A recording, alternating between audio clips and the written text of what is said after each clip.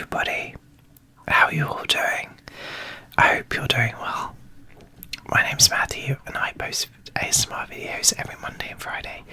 So if you love the tingles, tingles, tingles, tingles, tingles, tingles, tingles, tingles, tingles, tingles, tingles, tingles, then please do hit that subscribe button because you are in the right place. So, today's video we are going to be looking at the Sharpe family murders. So, John Miles Sharpe was born to shopkeepers Valerie and Miles Sharpe. The couple raised their son in a semi-rural town of Mornington in the state of Victoria, along with their 4 older daughters. The Sharpes later welcomed another boy into the family. Sharpe's early life was mostly unremarkable. He had social issues and relied heavily on his parents. He was said to have low emotional intelligence and lacked the ability to handle stressors in his life. Sharpe completed year 12, however he didn't pass any of his exams. Apart from his lack of emotional intelligence and reluctance to face his own problems, there was no indication of what would come. So, after leaving behind an average school experience, Sharpe acquired a job at a state bank. He went on to work at Commonwealth Bank, where he met New Zealand-born Anna Kemp.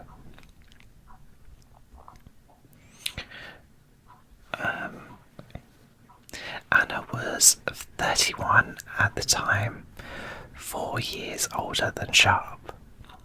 In October 1994, the two were married, and 8 years into their marriage, they welcomed their daughter Gracie Louise Sharp in August 2002.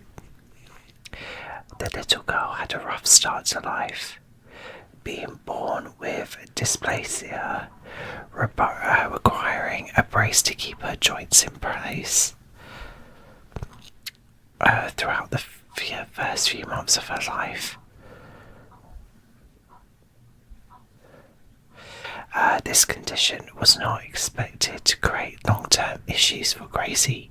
However, as an infant she was unsettled, uncomfortable and had difficulty sleeping. This stress began to strain the relationship between the now Mrs. Anna Sharpe and her husband John. Even after the braces were removed, Gracie still struggled with her sleeping, and Anna sought out professional assistance, attending respite on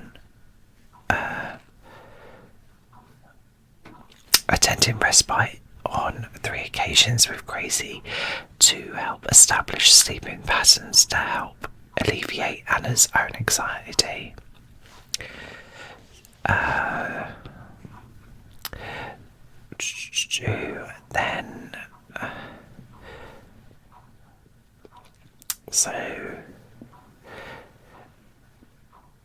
So the Sharpes moved to 116 Prince Street, Mornington, Victoria, Australia in September 2003. Shortly after the family of 3 moved into their new home on Prince Street, Anna surprised Sharpe with the news of her second pregnancy. On the evening of March 19th of the following year, a female friend of Anna's had stayed the night in their new home. She felt nothing out of place between the couple, and despite the stress of the previous years, they seemed happy. So, March 23rd, 2004. That Tuesday evening, the couple bought though it was unclear what about. Between 9 to 10 p.m., Anna went to sleep while her husband did not. John Miles Sharpe stayed up. He wallowed in what he regarded to be an unhappy marriage and made the choice to retrieve his spare gun, which he had bought previous to the couple moving into their new home from the garage. Garage.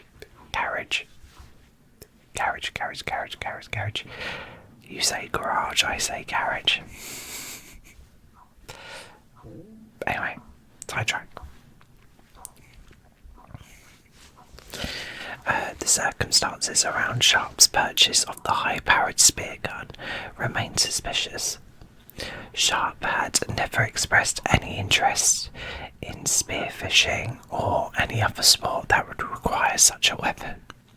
He purchased 2 spears instead of the usual one to accompany the gun, and he used cash to do so, leaving no paper trail. The exact date of the purchase is unknown, but it is confirmed to be in Sharpe's possession on February 6th, 2004. As his wife slept, Sharpe loaded the spear gun and returned to their shared bedroom. He positioned the gun only centimetres from her left temple and fired into her skull. This shot failed to stop Anna's breathing, so Sharpe took the second spear and fired it close to the first blow. He then covered his now dead wife in towels, so he did not have to face the body, went downstairs and unfolded the sofa bed where he spent the night. What the actual hell? The next day, Sharpe awoke to take his daughter Gracie to her childcare centre and retrieved her later as normal. At some point, a TV repairman came to the home. Anna's body still in bed upstairs. After the repairman had left, Sharpe made an attempt to remove the spears lodged in his pregnant wife's head. This was a difficult task, so Sharpe decided to unscrew the shafts and left the spearheads inside Anna's skull. He then dug a shallow grave in their backyard and buried her in the dirt.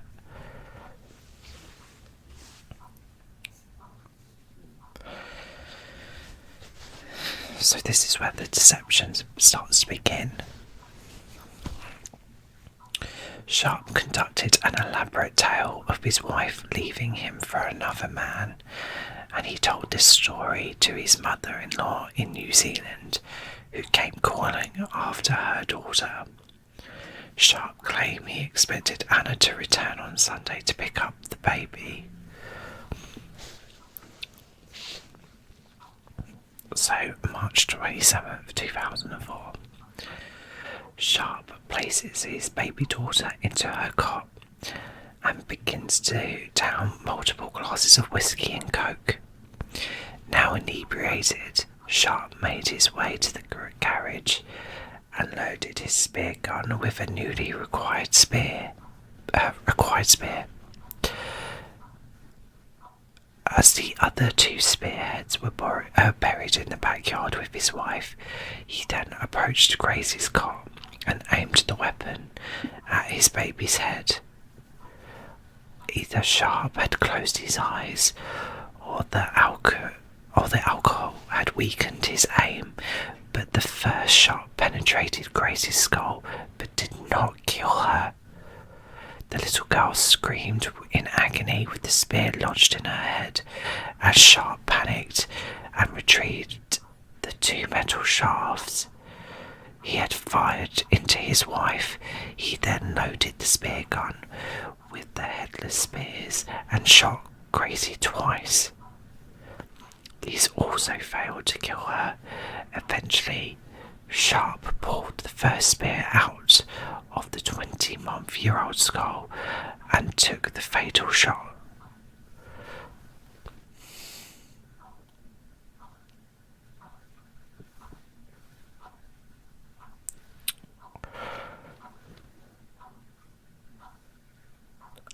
literally have no words. Sharpe would later admit that he knew at the moment of murdering his wife that he would have to kill his daughter too. He'd even taken Gracie with him to the sporting goods store where he bought the spearheads.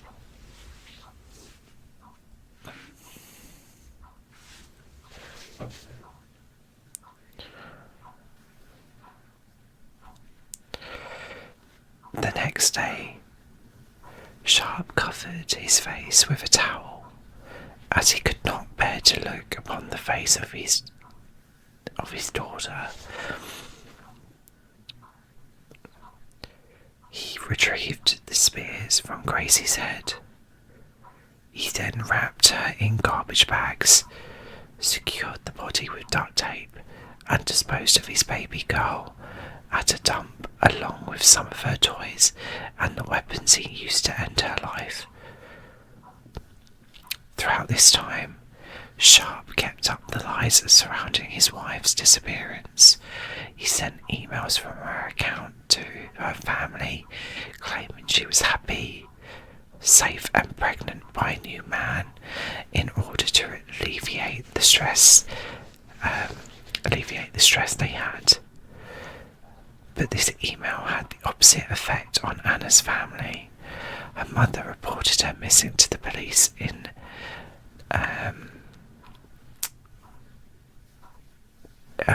New Zealand on March 29th, 2004.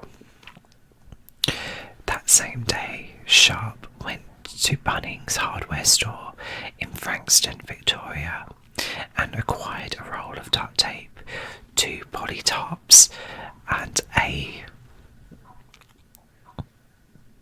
1800-watt home light. He bought a chainsaw. I can't read that word. Over the following few days, Sharpe exhumed his wife from her shallow grave, sawed her body into 3 parts, and disposed of her in the same manner in which he did his daughter. As the clean-up continued, as did the charade, Sharpe disposed of bloodied mattresses and sent fake emails from Anna. He dumped Gracie's belongings and gave his mother-in-law flowers for Mother's Day. Sharpe appeared on television, pleading for his wife to get in contact with him and her family so they knew that she was safe, stating, "Anna, our marriage may be over, but I still love you. You are the mother to our beautiful daughter Gracie, who we both adore more than anything else." He signed a written declaration to the police saying he had nothing to do with her disappearance. On June 10th, he was interviewed once again by the police, sticking to his story, and was able to walk free.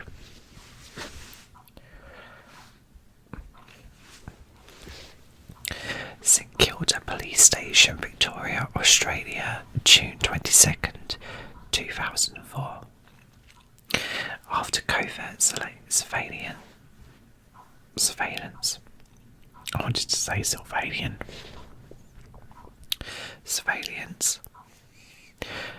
had captured Sharpe disposing of incriminating evidence in a garbage bin in Mount Martha, and retrieving a credit card hidden in a plastic bag behind a toilet block in Mornington.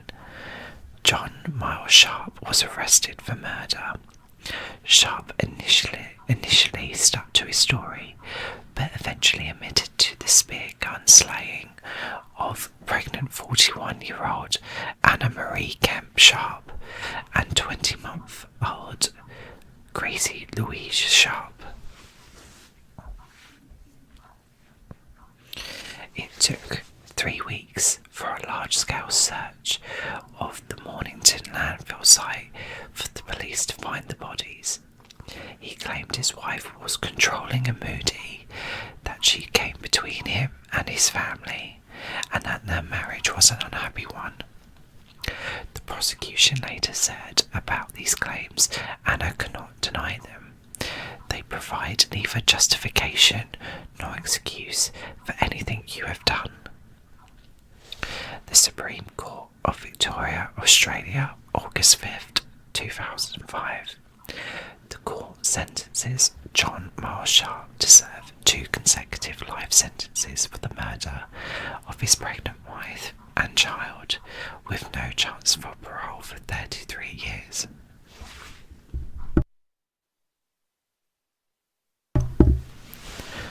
Sorry about that, frog in my throat. Sharpe remains in protective custody due to the threats on his life from fellow inmates. Both Anna and Gracie were buried in Green Park Cemetery, Dunedin, New Zealand, as Anna and Gracie Kemp. Gracie's birth and death certificate have both been altered to list their father as unknown. Gods, what a horrific tale. Well, it's not a tale.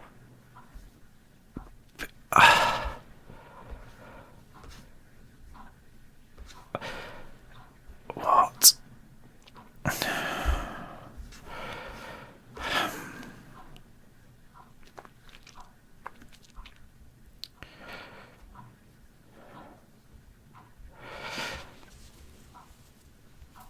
It's what a case, what an absolute case. Those poor people. The pain and suffering those final moments must have been.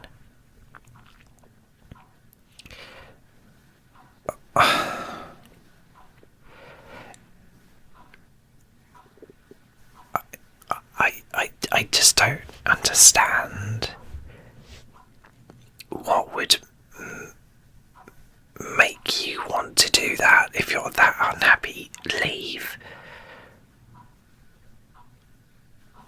Why resort to murder?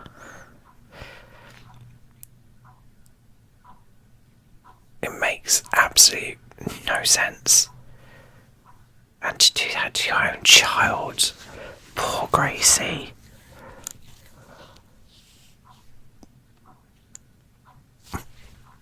It's messed up.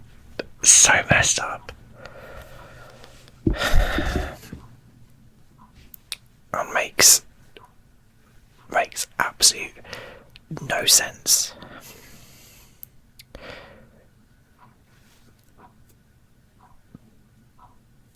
Even with the low emotional intelligence, really. What do you guys think? Did you guys know about this case before? I mean, it was a suggested case. I can't remember who suggested it, but it is on my list of suggested cases.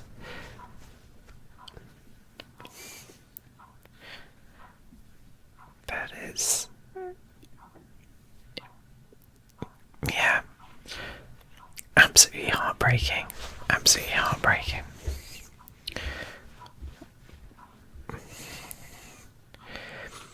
And the interesting thing is, I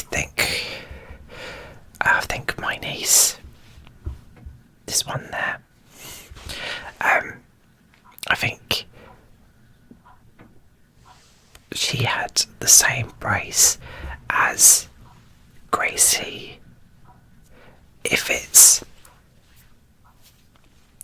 to do with their hips, and it's actually quite common for children who are C-section babies because the way they're pulled out,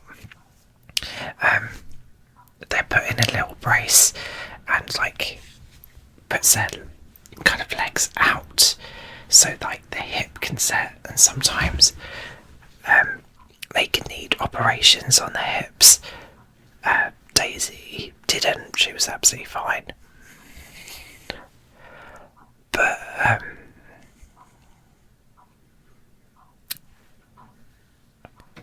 she was up and she was fine. She managed to sleep well with it. I don't think she really had issues. Can't remember now, it was so long ago. She doesn't even look like that anymore. They grow up so quickly. Anyway, I'm severely going on a tangent, but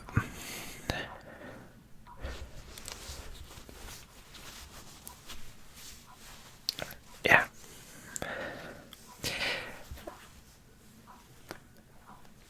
It is an interesting case. It out his mind was working, because it just goes to show like there can be real darkness between, like, hidden in the most ordinary of facades. Like you really don't know what's going on behind closed doors.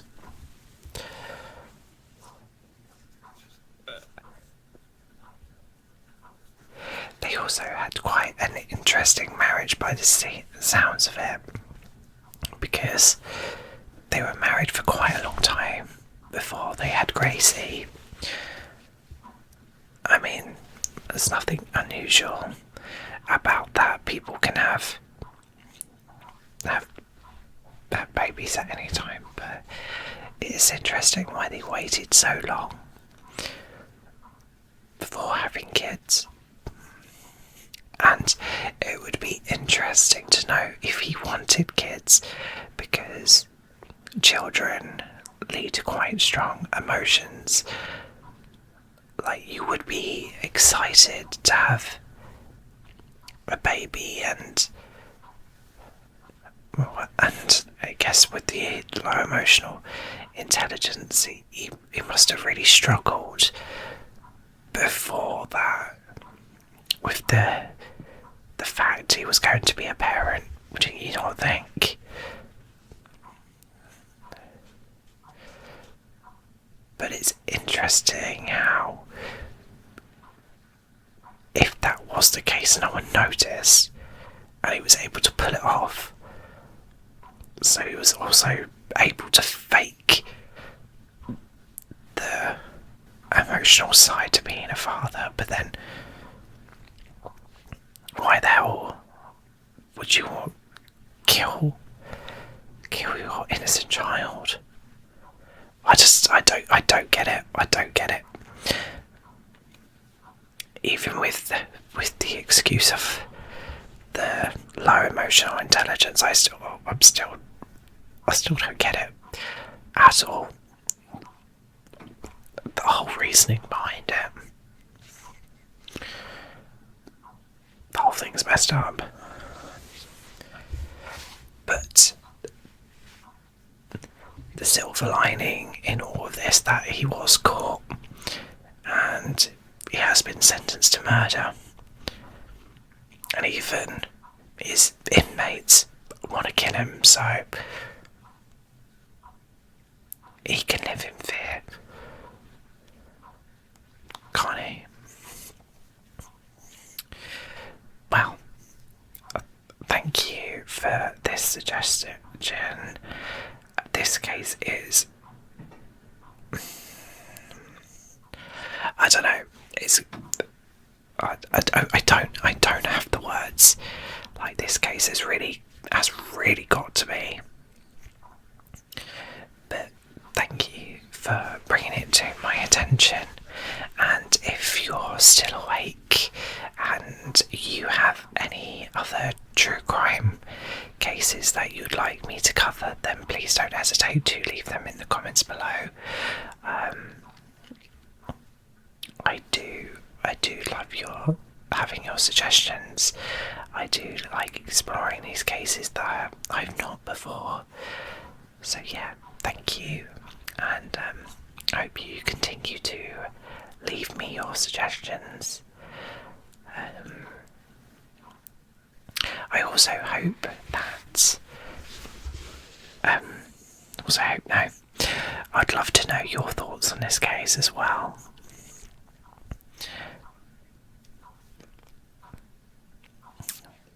And yeah, basically,